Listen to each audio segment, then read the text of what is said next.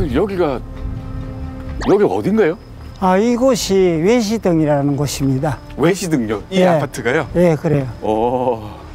그게 현재 관계가 있는 데라고요? 예. 외시등. 이름에서 뭔가 짐작이 가시지 않나요?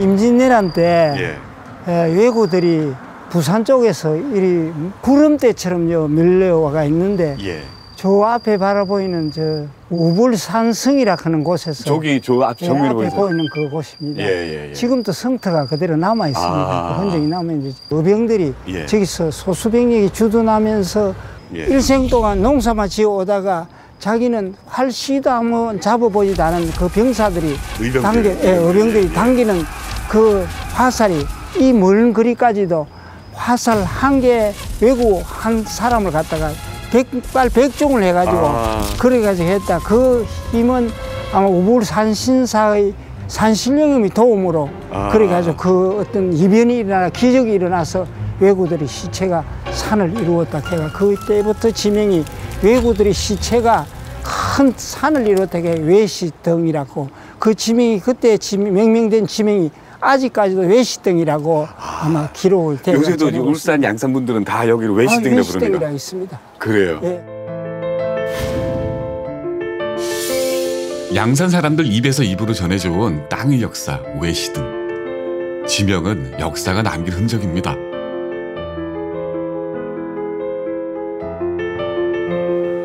외시등이랍니다. 어쩌면 재밌는 단어기도 하고 어쩌면 아픈 단어기도 합니다. 침략국 일본을 향한 증오가 담겨 있고 또 그들을 물리치고 말겠다는 의지가 담긴 그런 민초들의 표현입니다. 그렇게 임진왜란은 조선과 일본 양국 사이에 폭력의 길을 열어놨습니다. 하지만 그 길 위에는 늘 폭력만 있지도 않았고 늘 평화만 있지도 않았습니다. 폭력 위로 평화가 쌓입니다. 또 평화 위로 폭력이 쌓입니다.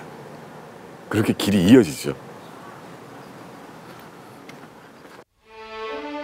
임진왜란 이후 300년 세월이 흐릅니다. 1881년 동래부 암행어사로 임명된 이헌영입니다. 그런데 그는 진짜 암행어사가 아니었습니다. 이헌영이 받은 고종의 밀서. 어떤 내용이었을까요?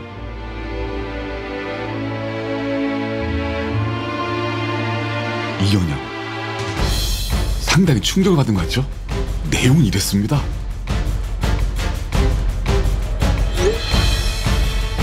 조용히 일본으로 건너가 일본을 꼼꼼히 살피고 오랍니다. 암행어사가 아니라 일본으로 가는 밀사였던 겁니다.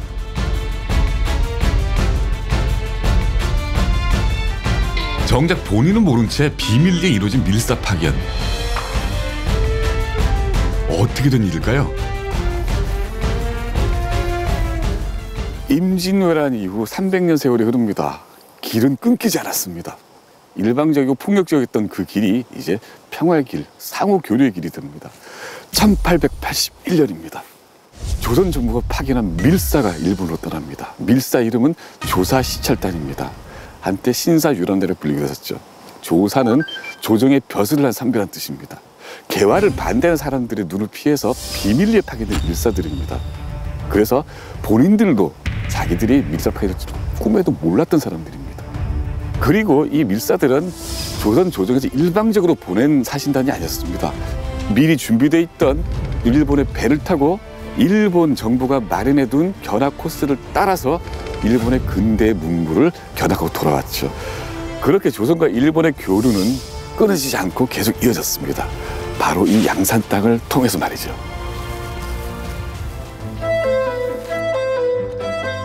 과거로 돌아가 보겠습니다. 조선과 일본을 오가던 사신단의 역사는 꽤 깁니다. 일본으로 가는 공식 외교 사절단 통신사라는 명칭은 태종 때부터 사용됐습니다. 세종 때는 통신사에게 책을 구해오고 종이 만드는 법까지 배워오도록 했죠. 한성에서 출발해 지금의 도쿄, 에도까지 왕복 4,000km 여정입니다. 통신사들은 부산에서 배를 타고 대마도로 건너갔습니다. 조선은 임진왜란 전까지 일본에 총 7번 통신사를 파견했습니다. 하지만 1592년 임진왜란이 일어나 통신사의 길이 끊깁니다. 그리고 7년간의 임진왜란이 끝나고 선조는 사명대사를 부릅니다. 일본으로 끌려간 조선인 포로들을 데려와했습니다. 1604년 사명대사가 일본으로 건너갑니다. 당시 일본은 조선의 국교 재개를 요구하고 있었죠. 그리고 1607년 조선이 일본의 요구에 답하고 포로를 송환해 온다는 뜻의 회답 겸 쇠환사가 일본에 파견됩니다. 다시 통신사의 길이 열린 겁니다.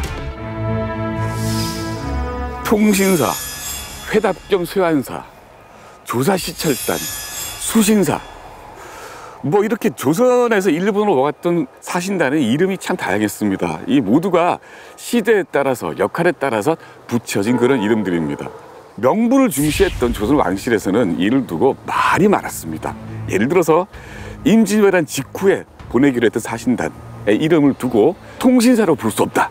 왜냐하면 신뢰가 깨진 마당에 무슨 신뢰를 통하게 하느냐 라면서 통신사 이름을 반대를 하게 됐죠. 그래서 회답 겸 쇠환사를 보내자고 결정을 했는데, 그렇다면 이를 두고 일본에서 볼 때 신뢰를 표하지 말자고 핑계를 대면 어떡하냐라고 또 갈등을 빚기도 했습니다. 이렇듯 조선에서 일본으로 보낸 사신단을 두고 몇 기록에는 재미난 이야기, 아니 어쩌면 웃지 못할 이야기들, 그런 이야기들이 많이 있습니다. 이런 일도 있었습니다. 임진왜란 전입니다. 일본 도요토미 히데요시가 막강한 힘을 자랑하던 시절, 조선 국왕 선조는 도요토미 히데요시의 칼끝이 조선까지 겨눌지 궁금했죠. 그래서 서인 황윤길과 동인 김성애를 통신사로 파견해 일본의 정세를 파악해 오도록 합니다. 그렇게 통신사로 일본을 다녀온 두 사람, 황윤길과 김성일은 똑같은 걸 보고 오고도 전혀 엉뚱한 이야기를 합니다. 정사인 황윤길은 일본이 반드시 전쟁을 일으킨다고 보고를 하고, 부사인 김성일은 전쟁이 일어날 리가 없다고 보고를 합니다. 왜일까요? 정당이 달랐기 때문입니다. 소속 정당이 달랐기 때문입니다. 옛날 말로 말하면 당쟁입니다. 당파 간의 이익에 의해서 서로 다른 이야기를 하고 말죠. 이로 인해서 조선이라는 나라는 운명이 어찌 되는지도 모르는 채 임진왜란이라는 전쟁에 휩싸이고 맙니다. 만약 두 사람이 같은 이야기를 했다면 역사는 달라지지 않았을까요? 사신단과 관련한 일화 하나 더 있습니다. 1876년 수신사로 임명된 김기수가 일본으로 건너갑니다. 조선과 일본이 강화도 조약을 맺은 바로 직후였죠. 그런데 일본에 간 김기수 깜짝 놀랍니다. 일본은 이미 1854년 개항을 했고 근대 문물을 받아들이고 있었습니다. 서양에서도 동양 진출이 한창인 시절이었습니다. 1876년 조선이 일본과 강화도 조약을 맺습니다. 그리고 그해 김기수라는 수신사가 일본에 파견이 되죠. 많은 걸 봅니다. 근대 문물을 봅니다. 하수구를 보고 가로등을 보고 증기기관을 봅니다. 그런데 김기수는 이렇게 이야기합니다. 이 모든 것들은 공자가 이야기하지 않은 것들이다. 괴이한 것들이니 나는 이를 거부하겠다 라고 견학을 거부를 합니다. 길은 일방통행이 아닙니다. 그때 만일 이 교류라는 길을 통해서 상호적으로 소통을 했다면 아마 역사의 물길이 바뀌지 않았을까요?